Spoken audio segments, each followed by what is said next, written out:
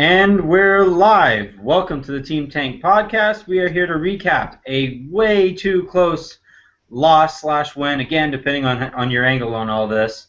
The Lakers narrowly lose to the Hawks after, the Hawks decided they wanted to give away a double-digit lead late in the fourth quarter. I was not able to watch much of the game, so I suck at my job. Because I do, we're going to go ahead and toss it over to Harrison and Ryan, who care about the Lakers still. What do you guys got? Well, for me, nothing really stood out in this game. I mean, Wes Johnson was bad. He had a good tank foul. Ryan Kelly missed a lot of open shots, which sucked. Jabari Brown was really good. Tarek Black wasn't bad. But other than that, I mean, and Clarkson missed a ton of mid-range shots, which sucks. And it was a good loss, though, because Atlanta was without basically 4 starters. And for a second there, early in the second or first half, I thought we were going to win. So just coming away with the loss was the most important part. And playing at home, where you never know how they're going to react and how good the crowd's going to be right now. So, what did you take away, Harrison? You were manning the tweets for Silver Screen and Roll, who Tom also writes for. What do you guys got, or what did you think about how the game played out? I agree with Ryan. I thought Jabari Brown was good. He only missed 1 shot. He went 4 or 5, and then he didn't play in the fourth. So good tanking on that. Wayne Ellington was really helpful to the loss tonight. He went 2 for 11. And yeah, sorry, Tom, but Tarek was not at his best tonight. Could have had a little bit better game if the Lakers were trying to win. And Jordan Clarkson, he just missed a bunch of mid-range shots. It just looks like he started. He was really active on the glass, which I'm continually impressed that with his athleticism, just jumping over guys for rebounds. He had 4 offensive rebounds tonight, and just his activity. He does like when you're coaching kids, like I do. You always tell them just follow your own shot because they're going to miss 90% of the time. And he does that. He plays like one of these little kids that's just racking up rebounds at the Boys and Girls Club. He takes his shot and just follows it, and so that's good. But he just didn't have the touch tonight. I think he's just a little his legs are probably a little tired from going from not playing at all in the first half of the year to playing 30+ minutes now. I would say that's probably a factor in it, and that's one of the defenses, I guess, that Byron could point to when he doesn't play him late in games. But the obvious counter to that is, hey, just sit him earlier, Byron. Math is fun. The new face in the crowd today, we have Tom Fehr. Like I said, he writes for Silver Screen and Roll. He's been writing for him for about a year now. Tom, how have you handled this season? I mean, you mentioned before the podcast that you've been a fan as they've kind of descended into this garbage fire that they are now. But did you just cuddle with your puppy in the fetal position? How does that work? Right. Well, the puppy helps, but yeah, I don't know. This season pretty much sucks. I was at least looking forward to watching Julius Randle develop, who I always liked even out of high school because I thought he was coming to Kansas, but. And then he gets his leg broken in the first game, and Kobe sort of was chucking at an extreme rate and was under 40%, and it was just awful, and now they're both out, and there's nothing to watch, except for we're trying to convince ourselves that Jordan Clarkson is good, which you might be able to, but I don't know. It's really difficult. I just spend a lot of time watching Wiggins, to be honest. That helps, and college basketball, and yeah. Tom mentioned in passing there that he is a University of Kansas fan. I believe Kansas is in Arizona's bracket. Do I have that right? No. Well, if they get past Kentucky, which they're not going to. With Kentucky. That's a bummer because that would have been fun. We would have had to have a live podcast as Ryan and Tom watch their teams go at it. That would have been great. Just the last 4 minutes or something.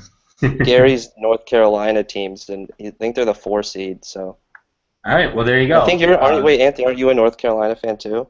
I am. I wouldn't say I bleed Carolina blue as Gary might.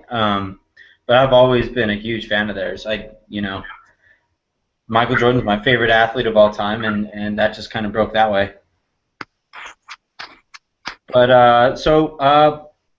wanted to also talk about quickly. I'm looking through. Like I said, I wasn't able to watch as much of the game as I'd have liked today. Although I'm lying. I'm perfectly fine not watching these games. But I'm looking at, you look at all the guys that played, and they're all. I mean, Lynn was the low man. He only played 19 minutes tonight. But everybody else was in that 20 to 30 range. Only Clarkson played more than 30 minutes. Uh, what do you think about Scott kind of treating these guys as one of Harrison's fourth grade teams where everybody plays about the same amount of time? Is it just a tryout thing, Harrison? What do you think? Yeah, I mean, at this point, they're all so bad. Like, I don't know. I think he seems like he's so fed up with them. Like, we used to joke earlier in the year, we were saying after every game, and like it was a little bit of hyperbole. After every game, he was questioning the team's effort. He really wasn't after every game, but he has now after like the last few. I mean, they beat Detroit, and so he wasn't really then. But the last two, he's basically called them every name in the book after the game. He's like threatened to beat dogs and stuff. So I think that he's just fed up with this team, and like they're fed up with him. They don't look like they're necessarily going full out even anymore.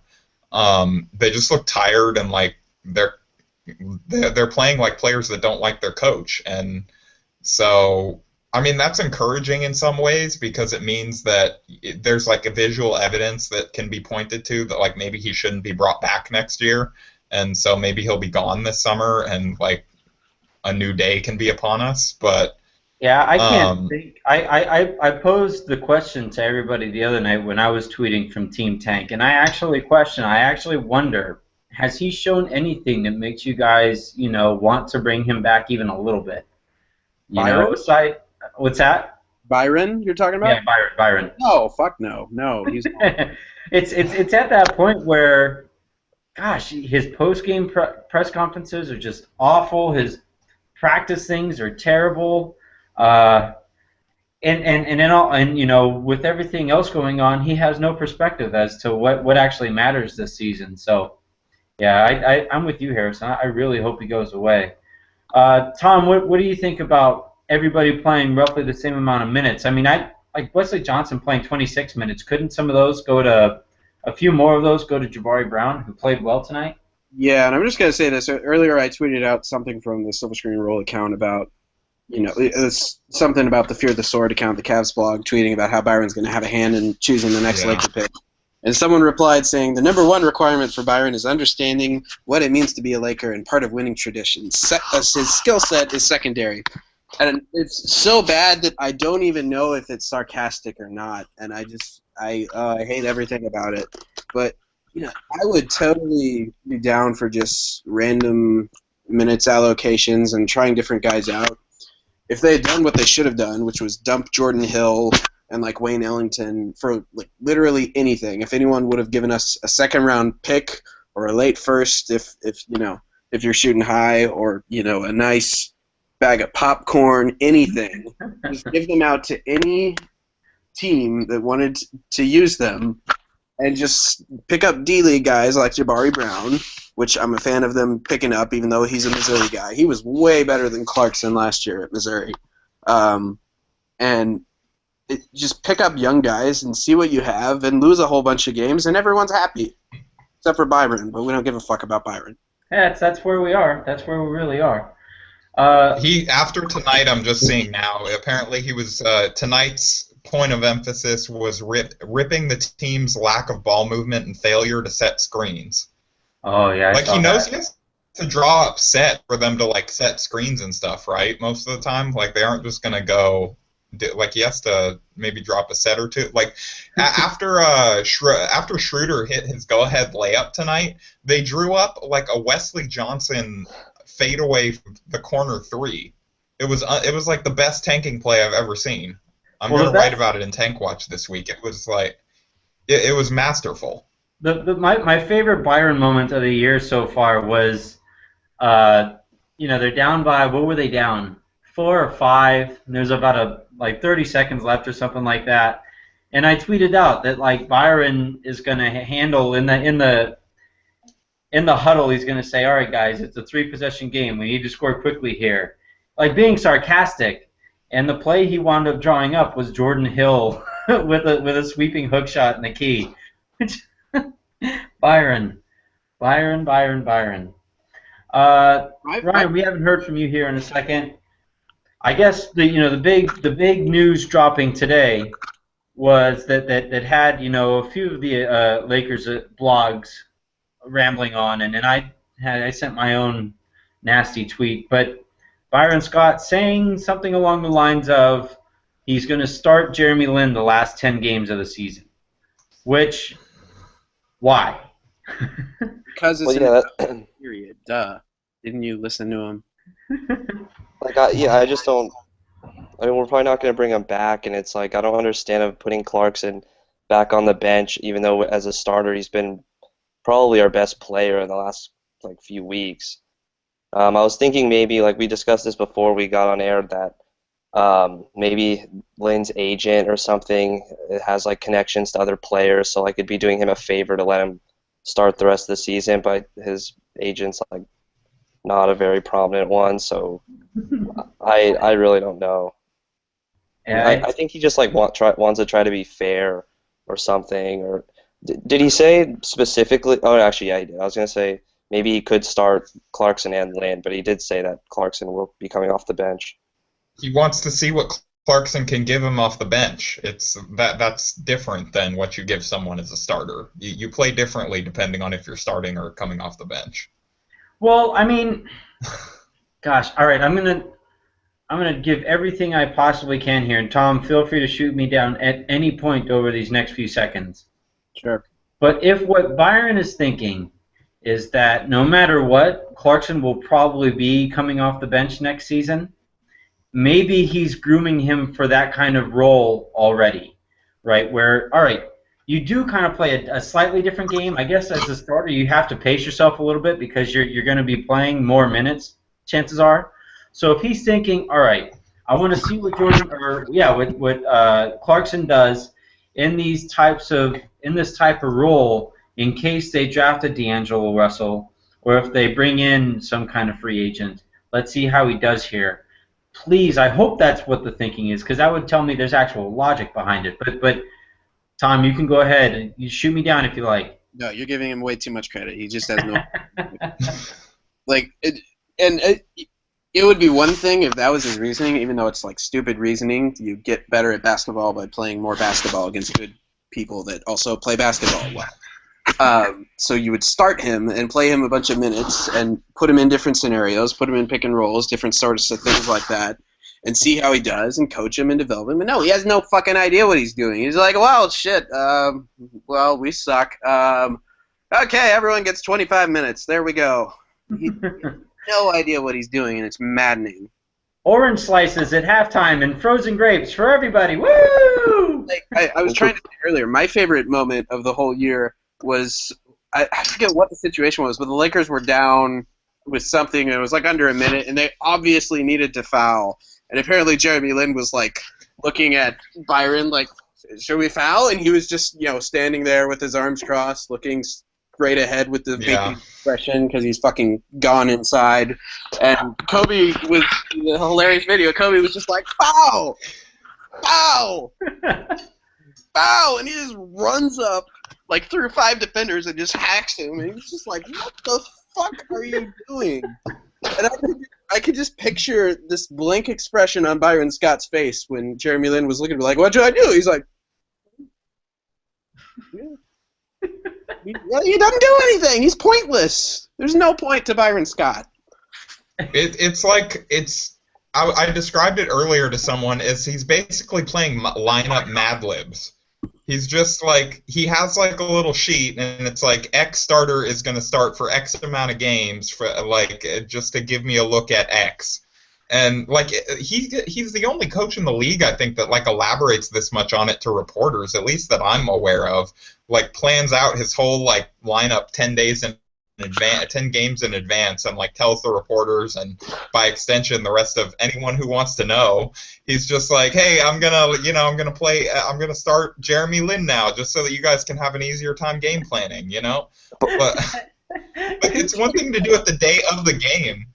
Did he even give a little bit of reasoning? But like whoever they play in a couple weeks, or when that first of 10 games pops up, like let's picks up their newspaper right now. It's like, oh, all right, guys, we got a game plan for Jeremy Lin. Oh man, Byron doing solids for other coaches because. Well, I know like the one thing he said is like he said Ryan Kelly's going to get more time at the 4, but I'm pretty sure he said that like 2 months ago, and it still hasn't happened. And then like he said it again today that eventually he's going to get time at the 4. It's only like 17 more games left.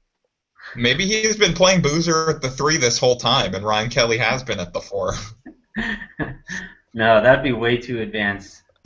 And then like Sacre, even though I mean he's obviously terrible, but like he doesn't play anymore. Like he was starting for like 3 weeks, and then he just doesn't play. Harrison, do you want to pour a little liquor out for your homie back there? No, honestly, like that should be his role as bench dancer. So like, I can be objective about it. I like him, but he really should not be playing more than like a token, maybe 8 minutes a game. Right. Just as like a couple hard fouls. I really wish after this podcast we'll sign on to Twitter, search Robert Sacre, and he'll be at the real bench dancer. That's what I'm looking for. So yeah, I guess my 2 cents here is like you guys all hit. I agree with you guys all 100%, and I disagree with myself about maybe there is some future vision here with Byron not starting Clarkson. I think at the end of the day, it's just like it should be a hashtag at this point, right? It really should just be hashtag Byron being Byron, because we could just even do BBB, and anytime Byron says or does something stupid or Byronic, we could just use that as what's going on there. There is no reason to really figure out what's going on in Byron Scott's head because, like Tom said, he's fucking empty inside. So it's the music from Arrested Development inside Job's head. Yeah, you'd have to. You have to think. What I don't get is, like, everyone knew this was who Byron Scott was when they hired him.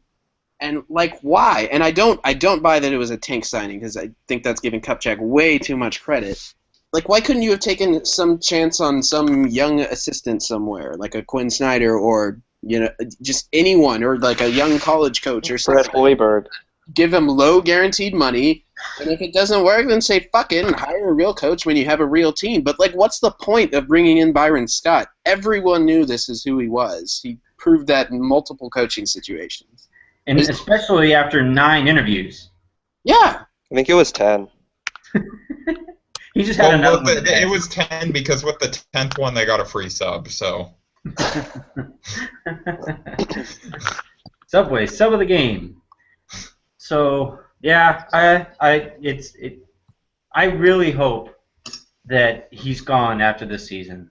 If the reason for firing D'Antoni was you just can't bring a coach back after the worst season in the history of your franchise, then I hope they're consistent and fire this guy, and all that knows what it means to be a Laker stuff dies. Like, just go away with that stuff.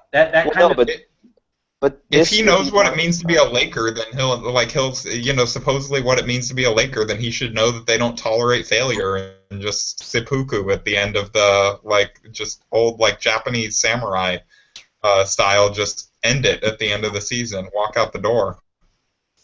He's dishonored the Lakers. What were you gonna say, Ryan? No, I was gonna say last year we were basically in the same situation, except everyone was saying, oh, D'Antoni doesn't teach defense, or his system runs players into the ground, and all that garbage. And then this year it's, oh, we just don't have the talent, or like he hasn't had a fair shot. And it's like D'Antoni never had a fair shot either. And he showed just when you watch games, his schemes and stuff, like his coaching methods made sense. Like Byron's is just out of left field. And I thought I literally, I mean, the only guy I would say disagrees with this is Pau Gasol. I don't think he liked Byron or Mike D'Antoni at all.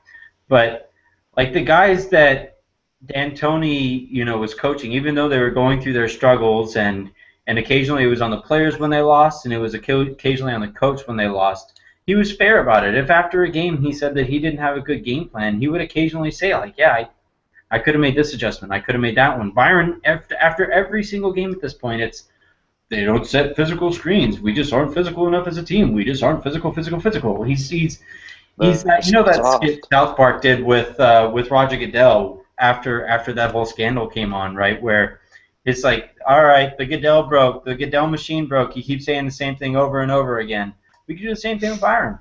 I just don't like he doesn't fucking do anything. Like, what's his point? Like, has anyone made an adjustment that he's made that everyone's be like, oh yeah, that was a good piece of code? He's like the fucking coach in an NBA 2K game when you're like the GM and you're controlling everything. And sure, you can pick and choose a coach. They don't fucking do anything. They just stand there and have their 3 animations on the sideline. That's who he is. That's all he fucking does.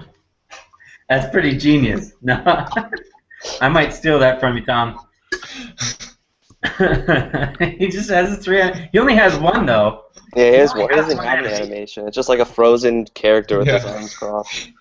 Every time The game the game cuts to him, you think the game froze because he's just standing there like this.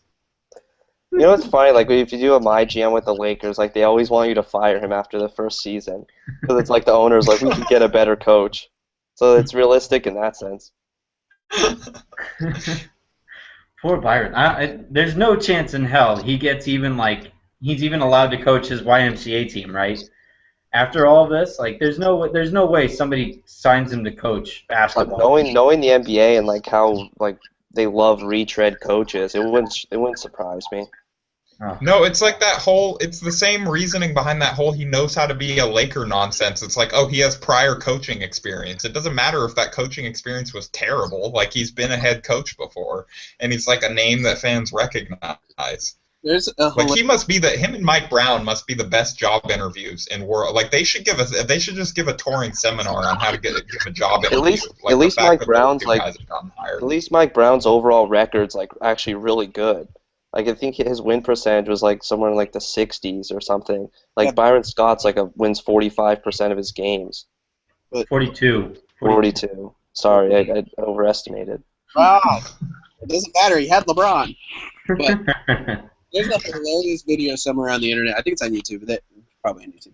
That you can find where it was Byron Scott in New Orleans, and Chris Paul got like 2 fouls or maybe 3 fouls in the first half. I don't remember. It was like a really important game, and Byron like took him out, and like he probably should have taken him out. Should have let him. Chris Paul goes after him. He's just like, "Coach, please, I can do it. I won't get another foul. Please, we need this. I got this."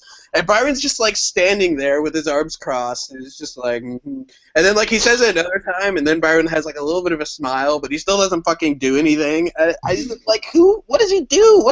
I don't get it. He's gotta click the D-pad and has to go over to the substitutions and He can't even quick sub. Like he has to go into the team menu. He has to. just to click. He has to pause the whole game to do it. Yeah.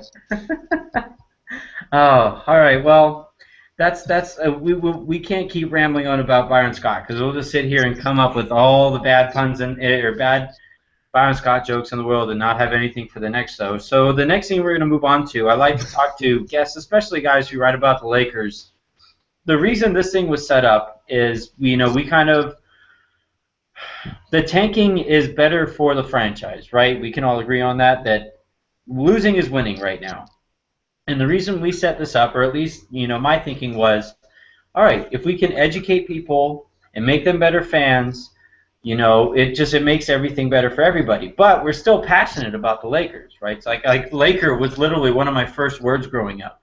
I have a little Laker onesie. There's a picture of me in a little Laker onesie with star sunglasses. Like, I was that kid. Do you still have it? They're in black and white. But so the reason the reason for that backstory is I want to talk to Tom about, you're from the Midwest. How did your Laker fandom come about? It's not really a great story, but like I came up on college basketball. I'm from Kansas. My dad went to Kansas, so I've been going to KU basketball games all my life.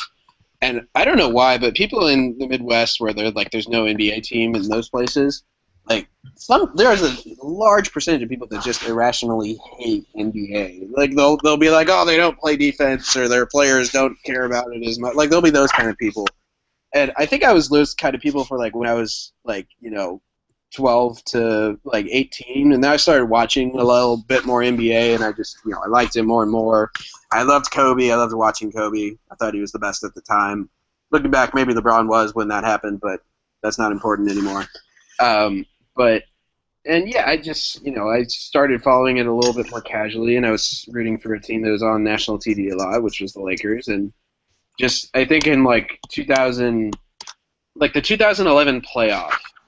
This will show you how much of a curse I've been to Lakers. Like the 2011 playoffs, when we got just completely pooped on by the Mavs and Dirk, I think is when I was really like, okay, I'm a Lakers fan. I'm gonna start rooting for him now. And then like that 2012 season, the first year with Mike Brown was like the first regular season I followed. And I was just like, man, is it me? Do I not know the NBA, or is this guy just like really dumb? But yeah, and everything's gone to shit since. So.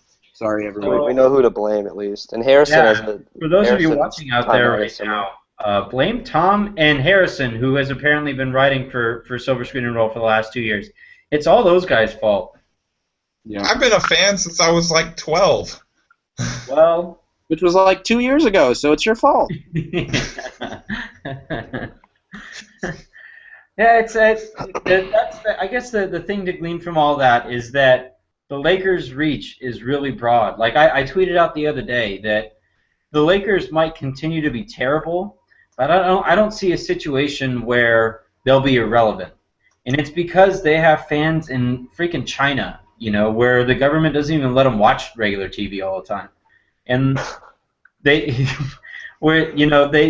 you have somebody who grew up live and die by Kansas basketball, and some randomly becomes a Laker fan because they're ever present in some sense. So that's cool to hear. You've been writing now for Silver Screen and Roll for you said about a year before we came on here. How's that been? Has that added to your fan experience? Yeah, I mean, I think it definitely makes me look at the team a little bit more analytically instead of just turning it on and hoping they win or lose every night. But except for like this year, it's just completely meaningless. Like I'm not gonna break down how good Carlos Boozer is in the post because who cares. But yeah, it's been interesting. I like writing for him. Drew, our editor, is pretty awesome and very organized. It's fun to interact. I interact with Harrison all the time. I like tweet back and forth with him, and we sort of. But it's mostly just us that runs the Silver Screen and Roll account. We have some fun with it. Yeah, I have noticed. I think that's my number one, my favorite aspect of this past year or so when I started writing about them seriously is there are some legitimately smart people that write about the Lakers and seriously care about the Lakers. Ryan doesn't count among those guys. But it has been nice to have back and forth with these guys who, really know what they're talking about and are very passionate, and those conversations tend to end well. Unless you're Ryan, he brings up Steve Novak all the time, but I would say when it comes to covering the Lakers, Harrison, would you agree? I mean, this year's been kind of difficult for you because of all the Lynn stuff, but has writing about the Lakers added to your fandom of the Lakers? Yeah, I think I agree with Tom. It has made me look at the team more analytically and more objectively, like rather than I don't just like automatically think like I used to when I was younger, like every Laker player was better than they were. I'm not one of those fans anymore that just overvalues everyone because they only remember the good and don't remember the bad. And yeah, overall, writing's been an awesome experience. I mean, like you said, you get the commenters that call you a racist because you didn't mention Lynn in an article about Clarkson, but, that kind of stuff, you just got to brush it off. I guess you have to. So we're gonna go ahead and awkwardly segue. There's no real way to segue to this, but we're gonna end this podcast as it stands. The recap. This is over. We're gonna send out another link here in a second to talk about the all-time flopping starting five. Are we doing present? Do you guys want to do present? Do you want to do all-time? Let's Present. do present day. I don't need to think about things happening in the dinosaur age. I don't know who was a good flopper in the 80s, so that won't. Yeah, I guess we'll stick with the present because kids nowadays have a How no old are you? sense You of talk like history. you're like 47 or something. How I think old are he's 53, I think. I'm 53. you? There you go. No, I'm 28. I'm 28. Stop talking like you're fucking 60. Oh, I It's, can't help it. I get reminded every single day. Like they wanted me to do an all-time starting five tapioca puddings the other day. So yeah, thank you guys for tuning in here. Thank you, Tom, for joining us right now. Thank you, Ryan, for taking time out of your super busy day. Harrison, thank you for braving the storm after tweeting for Silver Screen and Roll. We're gonna bring it right back here in 2 seconds. I just have to set up the link. We'll be right back.